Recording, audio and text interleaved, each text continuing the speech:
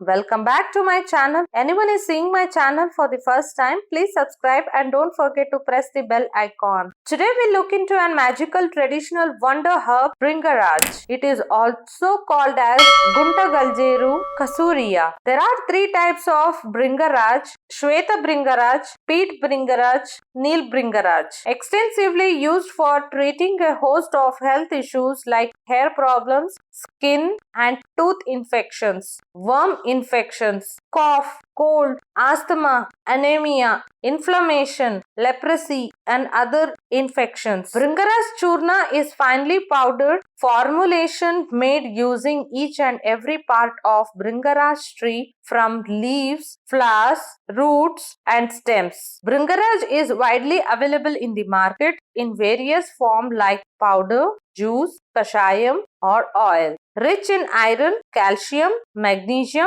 vitamin D and E. It can be used for all ages, acts as a hair tonic, but mostly it is used in the form of oil and also useful for skin problems, headaches and mental weakness. Improves blood circulation, which allows the oil to scalp from inside and treat dry scalp from itching. It's one-stop solution for all hair fall problems. Improve heart and liver function. Regular consumption of leaf extract with honey in a water is extremely helpful in boosting heart health. Bhringaraj plays magic role at treating and preventing the baldness. Homemade oil can be applied twice a week. Wash next day morning for the best results. This herb also restores the natural color of the hair. It gives relief from migraine pain, jaundice problem, mouth ulcer, boils and diabetes. It has full of antioxidants, can help in fighting the harmful free radicals in the body. Bhringaraj is used in many cosmetics, shampoos,